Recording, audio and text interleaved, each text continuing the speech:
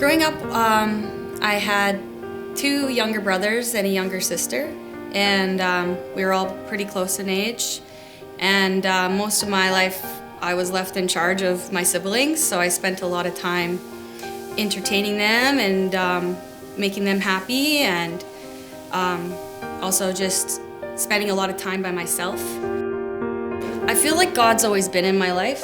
I've always been afraid of God, I guess. The fear of God's always been put in me.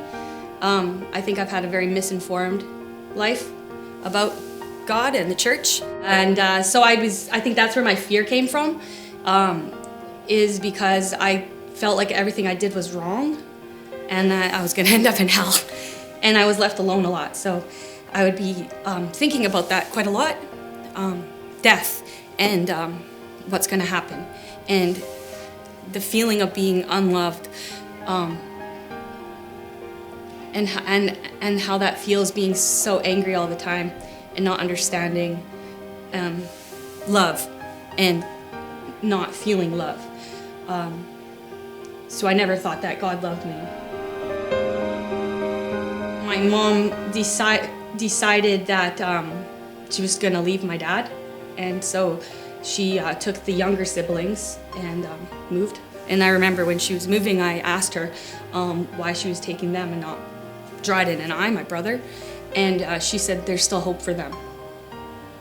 And I remember that moment because I was 13, and I didn't see my mom for a long time after, and that was pretty much the last thing she said to me. Eventually, and she moved to a new, different province. And so my dad was dealing with some major depression. He couldn't be a father, so I kind of had to step up for my brother and my dad and take care of them. And then, so eventually we followed my mom to the next province because my dad didn't want to be away from my siblings, and I was still rejected from her, kind of like, you're not my problem anymore. And then moving from Alberta to BC was quite hard. There's a lot of different people, and the people do different things like drugs and alcohol, and I really tried hard to fit in. And 14, I was addicted to substances, and getting progressively worse, from alcohol to other drugs to hard drugs, and all the way up until about 26 years old, so a good decade. So it was quite difficult. Eventually, I really did not feel like myself. I just kept letting people take advantage of me. I didn't feel like I was being true to myself, and I didn't like how everyone treated me.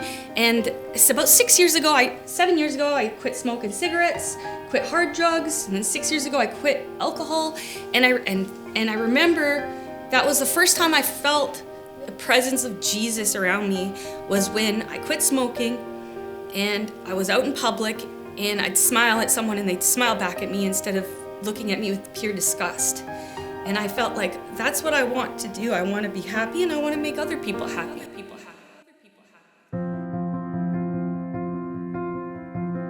I had a kid 3 years ago, and so this is probably one of the turning points for me, is thinking about what kind of future I want my daughter to have, what I want the community around her to be like, and what I want her to believe in, and I don't want her to be scared like me every night. And so I was considering checking out a church to see if I could have a nice community. I was always worried that I wouldn't be accepted because I didn't believe in God at this point, and I didn't think that I would be accepted. I was looking around, and I eventually found a church, and I had a discussion with the pastor who had a similar life experience as I did. He has so much faith and so much love in the Lord and trust that his life would be better. And I looked at that, and it made me believe in God. Like, if this man who's been through the same things as me can overcome that, become a great father, because he's got faith in the Lord, maybe there's something there. Having Jesus in my life has taken off so much of the burden of feeling that I have to save my family, save my siblings, save the people around me. I can let God and Jesus take that and just let him take care of me. And I feel like the weight that is taken off of me has been so, life-changing.